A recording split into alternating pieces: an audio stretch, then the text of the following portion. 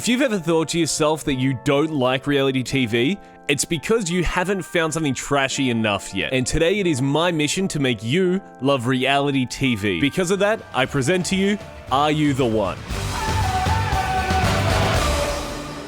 Are You the One is like watching a train wreck and you can't look away. Or, more accurately, Are You the One is like watching the popular kids at school have a fight, but they're all in their mid to late 20s. This is going to be one of the best shows I've ever watched, and that's even outside of just reality TV. That's ever, full stop. And I believe that so much that I'm going to prove to you why Are You the One is the best reality show out there. And where else to start for that besides season 1? But before we get into that, I'm going to explain to you what Are You the One is.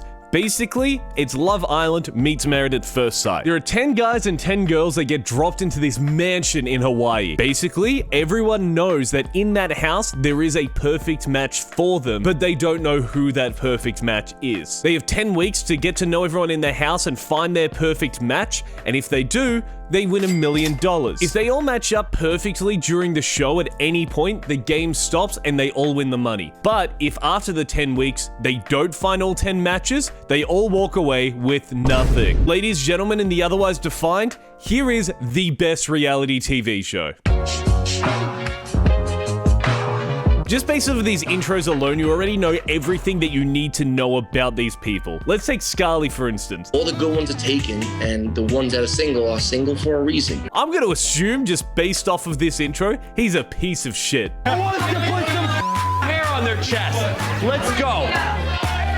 I love that they've been in this house for like an hour, and they're already getting smashed. So just based off of the sleeping arrangements, you can kind of tell that when MTV said that this was the biggest prize pool ever, they meant that they could barely afford to put this together. Look, you know, there's a lot of money that goes into production for this show, so who needs a bed? There are just rooms in this house with mattresses, and that's how these people sleep. You know this show where everyone's gonna be hooking up together? Yeah, here's a mattress on a floor in a communal space. Enjoy. But to the show's credit, there is one bed, and it's in the room that has been given the best name ever, the Boom Boom Room. Take a guess what happens in the Boom Boom Room. What's one word to describe yourself? Anomaly. You are? No, I was just like, oh, that's a black chick. That's what I thought right away. First, could have been your skin. You can almost see her processing that she has, at minimum, another 69 days left with this guy. So as the episode goes on, you start getting a glimpse of Shanley and Chris T, who have a genuine connection based off of a common interest. Who would have thought that that's how two people like each other? They seem like an actual good pair and that they can hold a genuine conversation together, and I'd put a lot of that down to Chris T not just pointing at Shanley and going, oh, that's a white girl. If I had a type of girl I date, I think I'd just say crazy. I was in a relationship with a cokehead stripper, but you gotta slay a couple dragons before you get to the princess. I love this man, but there is no doubt in my mind that he was playing Yu-Gi-Oh! In the library during high school. They think it says like jerk off my floor. But then again, you get to know me. I'm real. I want to every single one of these girls in the house. I do. This editor needs a raise. So the night's wrapping up and everyone's going to their mattress on the floor room when Shanley notices that her stuff has been moved. And you know, there's two ways you can deal with this. One of these asking, hey, who moved my stuff? Or With my bed. Don't say a single word. If I hear you whispering, anything. I wouldn't stand for someone stealing my bed. That's just me. Thank you. you can see Ryan about to say something rational and then gets cut off by the dramatic music. So Kayla's friend Josie starts getting involved in this whole situation, and instead of trying to do anything to de-escalate the situation, Shanley just starts clapping in her face. Act like you're something that's a part of every. You know what? You know what? Don't do this. Don't do this with me because I'm not the one. Don't in my face. This is night 1. So Chris T is trying to calm down Shanley, and you can just see in the background that every other person is kind of paired up with someone and he's just having a chill conversation. And while Shanley is coming down off of this emotional roller coaster she's just been on, the entire room then gets them to start making out, and for some reason this really annoys Kayla. I'm starting to think they just don't get along. So the next morning everyone gets given their first challenge where one gender has to take photos of random parts of their bodies selfies, and then the other gender has to guess which contestant the photo belongs to. I don't really take selfies. I'll send a dick pic to a girl, but only if she doesn't want it. I may have been wrong about John. After seeing Kayla's tongue, I wanted to get a closer look. Sign me up. Did he just do a fuckboy laugh? Before fuckboy laughs were a thing? So the winners of the challenge get to go on a date with a person that they pick.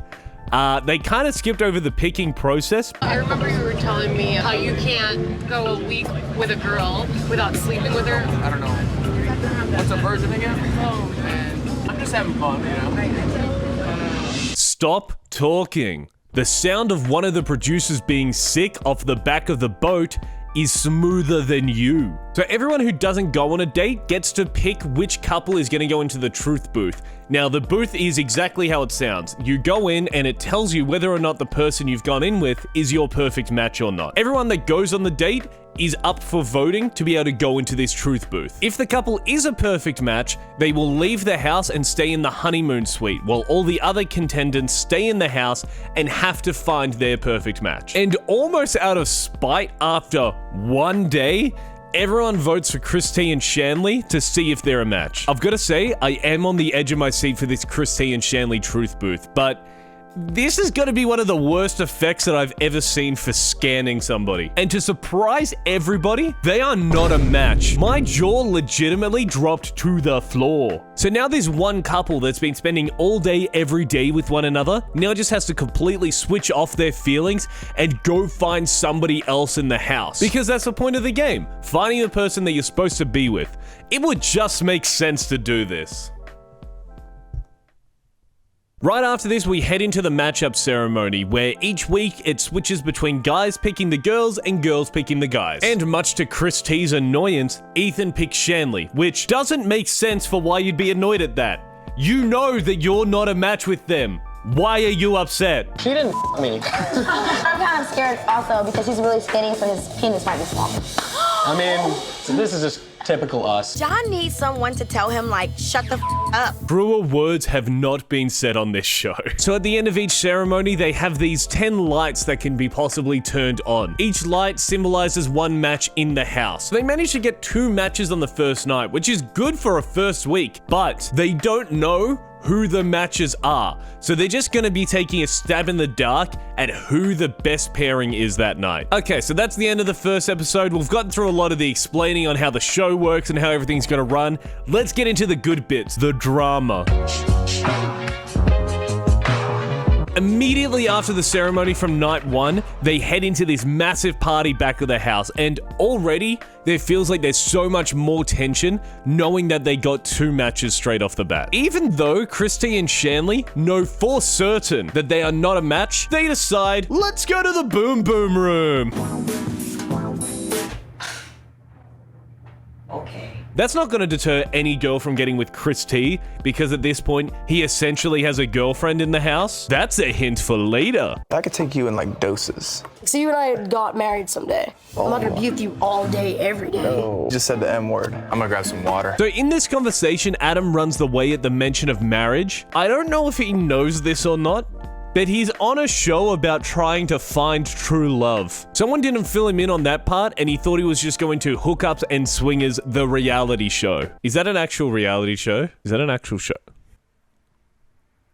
No way, that's a show. There's a show called Swing. It's a Playboy show. There's an actual TV show about that. Just look up Swing. Look up Swing and watch the 38-second trailer on IMDb. That's ridiculous. Anyway, back to somehow a more tamer show. Ryan and Kayla have been spending some time together in this treehouse, which is the first time that they've really gotten to spend together, because Kayla's been with Wes this whole time. And as soon as they start kissing, Wes climbs up the treehouse like a kid trying to stop his babysitter from making out with her boyfriend. So there's a whole subplot that's been started since this morning where somebody took Ryan's dream journal. Ryan finds out that Dre took his journal. Now, when Ryan goes to confront Dre, he's fucking smashed. Look at this man's eyes trying to process that there's more people than just a camera in the room. And because of this, he immediately arcs up. Yeah, I tell you, I'll over your journal, because I don't have it. If I go home, best believe you're going to go home because you're in the ambulance. And you know what? I get it. I'm on Dre's side. If everyone started turning around and telling me that I did something that I didn't do, I'd be really upset about that because I didn't do it. So why is everyone blaming me for this thing that I didn't do? Honestly, I'm the one that took the journal just to be funny. Oh. He's just a dick. But it's fine. Ryan finds the book and says one of the cringiest things that I've ever heard someone say to a girl that they just made out with an hour ago. To write about. After a challenge and a date, the house ends up sending Ethan and Jess to the truth booth. They're basically a no-drama couple, so they've had zero screen time, but that's probably a good thing for a relationship in this house. So it's actually kind of disappointing that they don't end up being a match. For this matchup ceremony, the girls are picking which guys they want to say are their perfect match. This time around, they're picking just random people to try and see who else could be a match in the house. I mean, it's a good strategy, but also you got 2 people before, so who knows what's really going to work there. The strategy actually does pay off, and they managed to get 4 matches in this ceremony, which is double what they did last time. Nearly half of the house is paired up perfectly, so to celebrate, they throw a party. They kind of just skip over the party at the start of this episode, so I guess they managed to have a night without drama. For the challenge, the guys need to guess which girl said a quote. Honestly, up until this point, I forgot that Scarly was here. You know what? I wish it stayed that way. This guy gives me the vibes that he would fight you over a parking space that you took when there's a free one 5 spots down. But you don't get it. That was his parking space. Why did you park there, stupid idiot? That's his space. Why did you park there? You want to fight about it? I'm from Brooklyn. I want to every single one of these girls in the house. I do. This happens a couple times, and I can't tell if it's just because the people who uploaded the episode are bad at their job, or if the producers just thought the rest of the challenge was boring, but they just skip through the episode to a further point along. The house then ends up deciding that John and Simone should go into the truth booth at the end of the night, which doesn't go as smoothly as it should, because this whole time there's been this weird love triangle going on. And this all kind of comes to a head in this episode because out of nowhere, Simone just starts blowing up at Josie for some reason. And I'd love to tell you where this leads. For whatever reason, we cut to commercial and then this is what we're given. Are You the One continues now. And the number of perfect matches is... Which is confusing because there's 18 minutes left of this episode, and up until now, the show's kind of followed this one formula. The first act is them having a party and then doing a challenge. The second is them doing the date and then voting for the truth booth. And then the final act is the matchup ceremony. So having like 18 minutes left, which is half the runtime, be the final part of the show is really confusing. At the end of the matchup ceremony, they managed to get 2 matches, which is 2 less than last week. I'm getting really good at maths. And they're all pissed about it because from what I can gather, they all thought that these people were genuine matches. It turns out that they actually edited this like dog shit and they put the end of the matchup ceremony and then played the matchup ceremony. How hard is this to do? Even if you're splitting it up into segments, go 1, 2, 3, 4. Literally, that is how I upload the Reddit shorts. These screenshots are saved as 1, 2, 3, 4, 5, and then I just put them in that order. It can't be that complicated. How hard is it to upload an episode in order? Just call the video sections the order that they go in. It's not that difficult. Oh, shit. Here we go again. That's about the only thing that happens to the rest of this jumbled mess of an episode. The house did send John and Simone to the truth booth, and they weren't a match. I can imagine that there would have been a lot of tension around that and a lot of guessing if whether or not they were a couple. If only there was some kind of way to be able to see these events happen in order. Like, imagine if they recorded those moments before the truth booth and then edited them and upload them in an order that made sense to how it actually happened.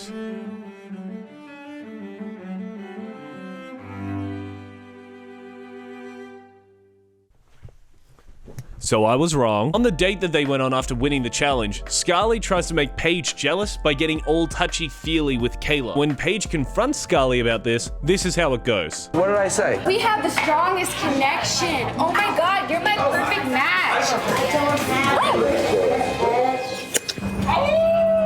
Now everybody knows, so what? I walked away so she'd follow because I'm a G. I hate this man so much. So Adam and Brittany go to the boom boom room. It's the boss now. Yeah, that's right.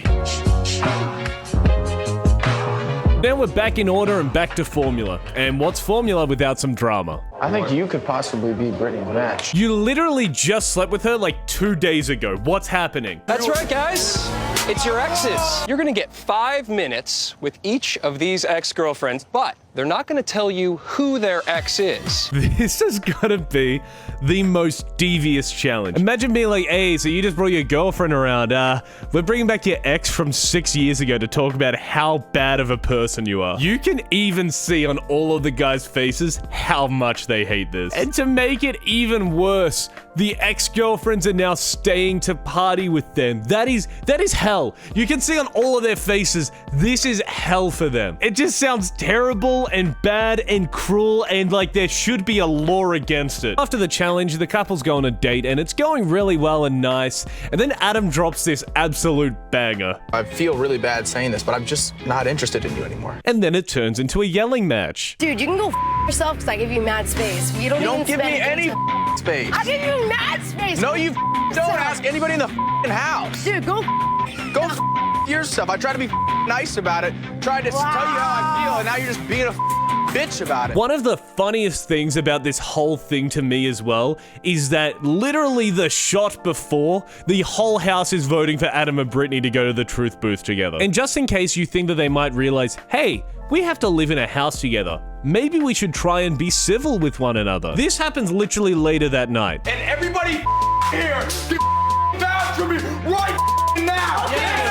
That's why I went up bring me up all the time. Damn it! I genuinely think that Brittany is crazy. With Adam, when he flips out, I totally believe that that's his guard up. I'm thinking, shut up, I know you care about me, I know you want to get to know me better. We connect on a level that you have never connected with anybody else in this house. If she thinks that somebody yelling at her, telling her that she needs to stay away from this other person, is actually that person saying that they really care about her, she needs a therapist before she needs a soulmate. That may come across as harsh. It really is. How are you gonna sit there and just cop abuse from somebody? Basically him just saying, stay away from me, I don't like you, ill, yucky, you smelly bad person. And then she sits there and goes, yeah, they wanna smell me. I don't know where the smell thing came from. Later on, the house is trying to tactically pick who to choose to pair up with for the matchup ceremony. I also don't know why they think they're going to get more matches if they just keep randomly changing where they're sitting, but maybe, who knows? Who knows? Maybe it'll come to some good end. Who knows? There is not much to this episode. After winning the abseiling challenge, John and JC get to go on a date, and everyone basically thinks that they're a perfect match. Everyone except JC. JC's just not having a bar of it, which kind of sucks, but then it all starts coming to a head that night. And while there's this argument happening between Simone and JC, John, for whatever reason, just starts throwing cash over the top of them, which I guess is implying that they're strippers. I don't really get the connotation of it, but it really upsets Simone and the other girls that are there. And you know, because this show is full of mature adults, they sit down, talk this out rationally, and then John shatters a glass window. The John and JC fight kind of throws a spanner in the works for everyone because the whole house was going to vote for them on the truth booth the next day. But the house does get 2 truth booths this week. Dre and Ashley go in and they're not a match, but the house does get their first match with Dylan and Khaleesi. These 2 side characters get the majority of the screen time during this episode before moving over to the honeymoon suite. At the end of the matchups, the house ends up getting 5 matches, which is the highest that they've gotten so far, but everyone's still kind of just doing shots in the dark for who they're going to sit with, so even though they're making progress, they don't really know who they're making progress with. Can you guess what they do as soon as they get back from the matchup ceremony? They actually just have a chill hang, which is the first time for the show. Brittany starts up again about how much space she's giving Adam, but he is just not taking a bar of it. I have been sort of ignoring you because you say one thing and then do another. Hold on, let me stop you right there. You're not ignoring me at all. But I have been. So you know how very early on, Christy and Shanley knew that they weren't a match, and the logical next step would be to try and move on, try and find the perfect match in the house, and win the prize money. Well, it turns out they've still been hooking up. This is my babe. Send her more birth control. Because Christy and Shanley have been hooking up basically for the last 6 weeks, everyone's kind of realizing now that they're probably gonna ruin the game for everybody. So to cancel that out, they put Christy and Paige in the truth booth. And again, as a rational adult, Christy takes this really well. If we're a match or not a match, it doesn't do.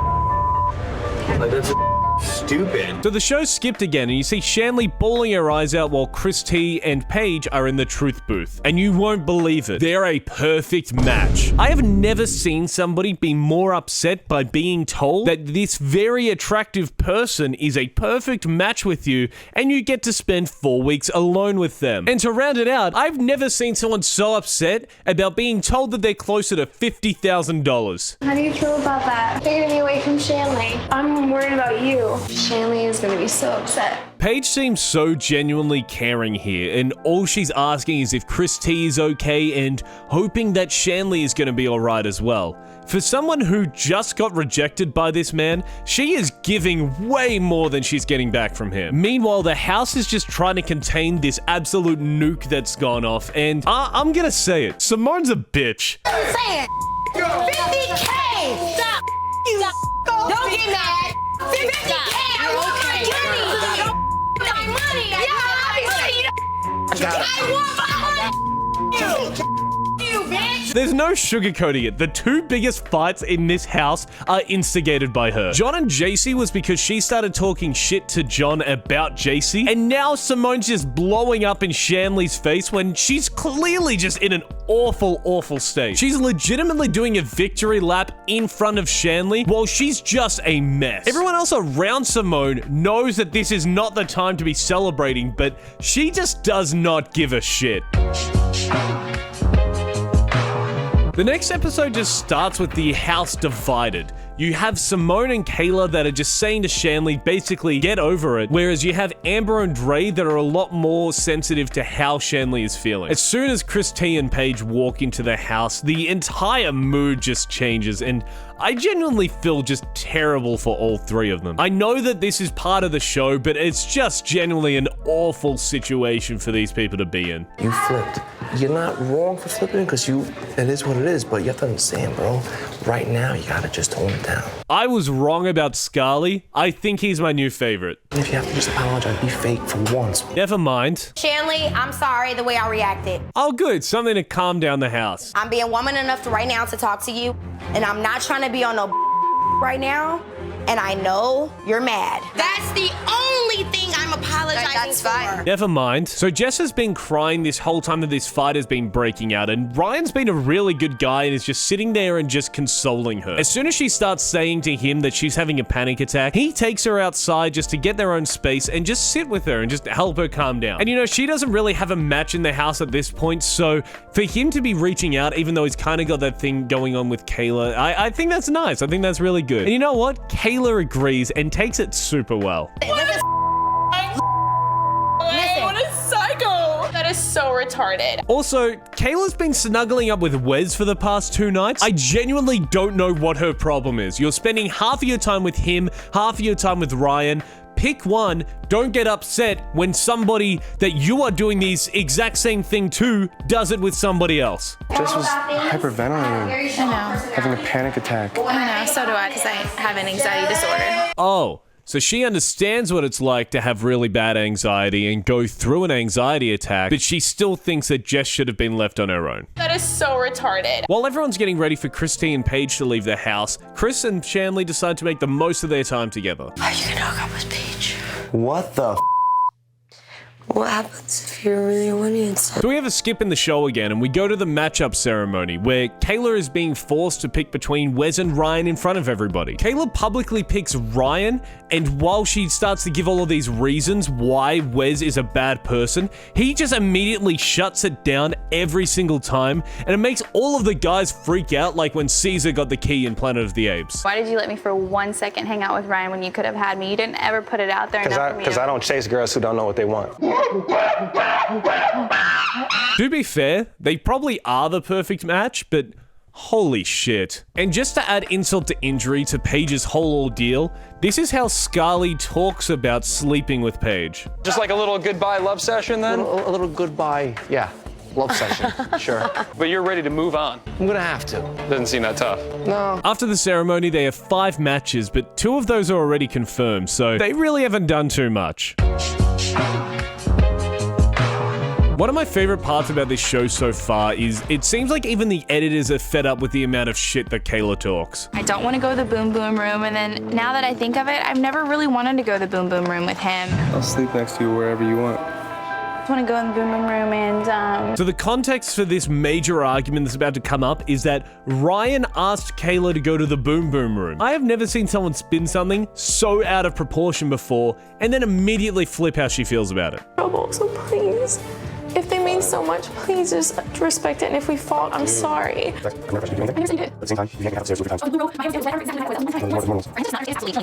tired of your bullcrap. You suck. And so in a move that I can only imagine is to take some of the pressure off of Kayla, she sits down and has a chat with Amber. And that train of thought seems to be the same as a lot of the people that Amber talks about it with after. And look, that shows you something about her character. She's upset, so she decides to like bring you down with her. Like, what the Like, why now? And look, say what you will, but in one of the biggest plays in the house so far, Ethan just gets the whole house into one room to tell Kayla to basically lay off. Within basically 3 minutes, everyone in the house has said exactly why Kayla is annoying them and why she needs to kind of calm down a bit. That's how well this is going. And after being confronted by everyone in the house, Kayla just starts slapping her head, and it seems like nobody knows how to respond to this. You can almost see on their face that everyone is trying to kind of work out if this is a bit or if this is a genuine issue that people need to be worried about. And I really wish I could tell you, but the show just skips ahead to the group date. And now, for whatever reason,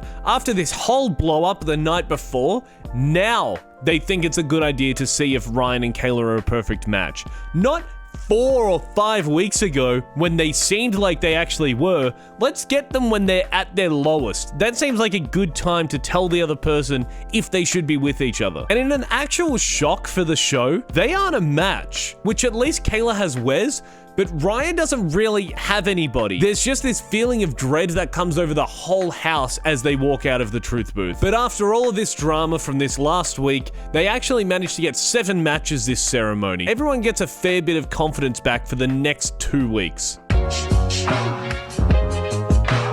Because the house did so well at the matchup ceremony, they actually get a white party thrown for them, which includes everybody that is already perfectly paired up to come back and celebrate. I have a feeling this is because they need to crank out some Shanley-Chris T drama because there hasn't been any for 3 days. So the party goes great and everyone forgets all of the drama until Chris T and Shanley go into some corner, confess their love for one another, and start making out for any guy who thinks that they might be a perfect match with Shanley to see.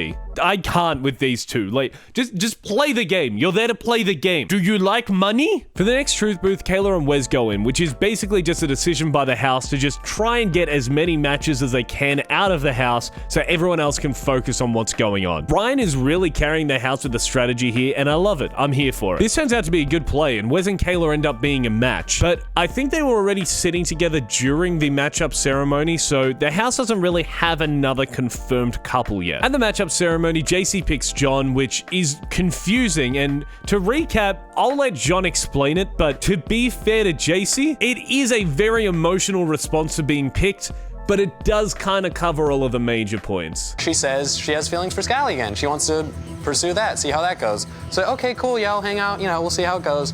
She makes out with him at the white party. Next day, all right, cool, I don't care, whatever. I still trust you, I still think you're a great girl. She goes on the date with Scally, comes back. She tells him she just wants to be friends.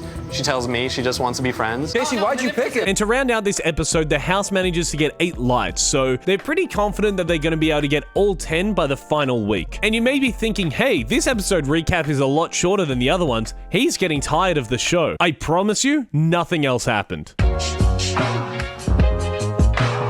One of the most frustrating parts of this show is how 2 people will just say that they've got this very special bond and then immediately throw it away. Brittany is walking around saying how she thinks that Adam might be her perfect match. How do you know if we're a match or not? We don't know until we get into the truth booth. There could be that possibility.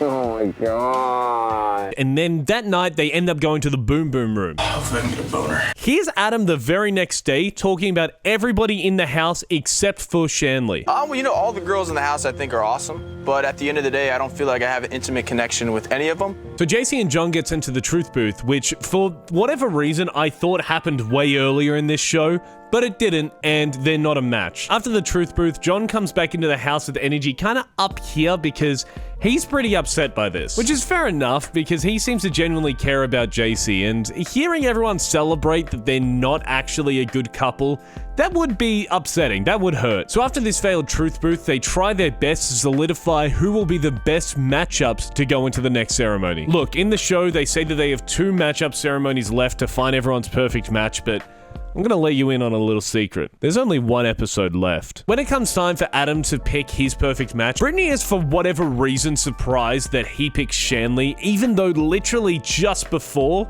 he said that he doesn't have an intimate connection with anyone in the house. That was the morning after they went to the Boom Boom Room. Why would that change after 2 days? Why are you so surprised that when you yelled at somebody for half of this show, they don't want to spend any extra time with you? If I can go back in time, I probably would have spent more time with Joey. Why are you awing? She said probably. She also probably would have spent just as much time in the Boom Boom Room. Hopefully I can get a boner. But at the end of the ceremony, as they start running through all the matches, all 10 lights turn on, and the house has won the game and won the $1 million prize. So they start celebrating, streamers come from the roof, and they even get to do a shot with the host, which has got to be one of the most baller host things that has ever happened. One other host just gets to get absolutely hammered with the contestants after winning. After what I can assume is one final massive party at the mansion that they've been living in, that's it. The show's over and everyone goes home $50,000 richer each. And look at them. The contendants all look so happy and joyful and rich and complete and satisfied and happy and rich. So we're gonna shatter that illusion and find out what happened to them 8 years down the line.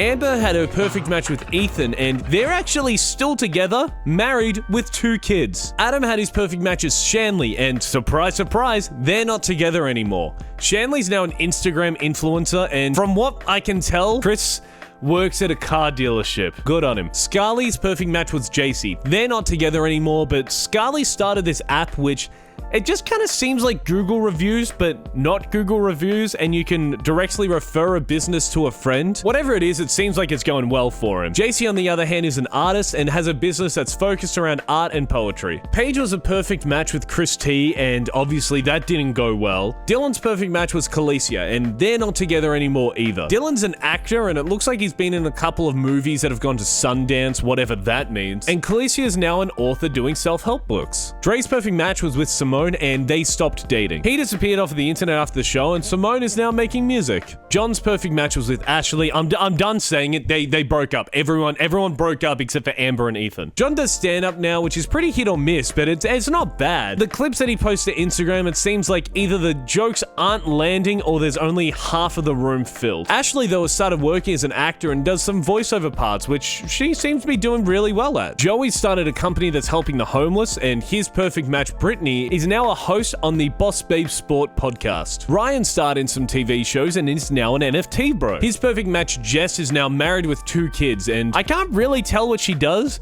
but she seems like she's the most normal out of everyone else on this show. Kayla's perfect match, Wes, is now working in pharmaceuticals, which seems like a complete left turn, but you're good on him, man. Keep going. Kayla is now married as well, but she doesn't have any social media, which is weird because it seems like she would be the person most likely to have a big social media presence. Now, that's where they all are now, but let's see which people get to win an arbitrary award that I'm calling Scenie's Super Happy Fun Time Special Award Show. Hi, award show presenter here. We have a couple categories that we're going to be running through today, starting off with the biggest shit talker award, and without a doubt, this award has to go to Simone. The JC and John fight and that whole blow up after Chris T and Paige were found as a perfect match, both instigated by her. You deserve it. The next award we have is the biggest chat award. As overused as this meme is, it's the best word I can use to describe the phrase person who did thing that was really good. It's also less cringe than calling it an alpha award. And this one hands down has to go to Wes, just for the way that he absolutely shut down Kayla during that matchup ceremony and legitimately asserted himself as top dog in the Where Did Dogs Go? pound. Wes is getting put down tomorrow. Now, the award for the biggest brain dead player is kind of actually a close category. There's two people that come to your mind if you've been listening, and I'll wait for you to guess who they are.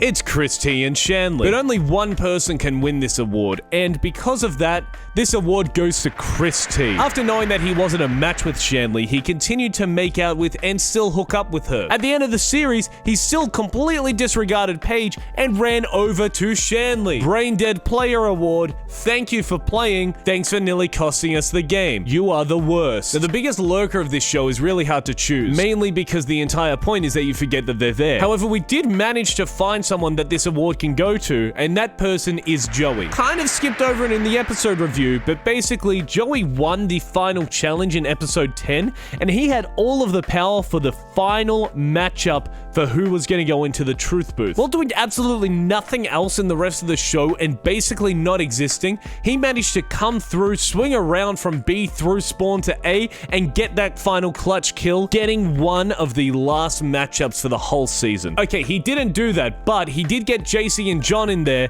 and if either of them didn't know that they weren't a match, 100% they were gonna choose each other. And now the most coveted award of the awards night ceremony, the MVP award, the most valued player award. This is a real tough one. We were running through all of the best people that are in this house, but if you've been paying attention, you 100% know who my pick is. Rightfully so, this award goes to Ryan. Ryan, this whole game, played the game. He stayed committed. He always made sure that the person he was with would be a potential match. And as soon as there seemed like there could be any issues between him and Kayla, he made sure that they went into the truth booth so that they could get it settled once and for all. He was there the majority of the time that they're picking out who's going to be matching up with who in the final ceremony, talking about who they should be sending to the truth booth. This guy is just the best player of the game all round and should be the MVP. And with that, we close out whatever I called this award ceremony. I'd like to thank the sponsors of this award ceremony, myself, and the tie I bought for a Homer Simpson dress up. Doesn't come cheap. No, we need a... I don't know how to close out this bit. I'm just gonna... Hi, regular me again. Are You the One is one of my favorite reality TV shows, but what do you think? Did this video make you think that maybe it's an alright show? Because if you did, I would 100% recommend to actually watch this series, because there is so much drama. There was just too much for me to put into this video. And while you're thinking about that, let me know if this makes you want to watch the next season, or if this makes you want to watch me watch the next season. Let me know down below and subscribe if you want to see some more content like this. Thank you for watching. I still don't have an outro.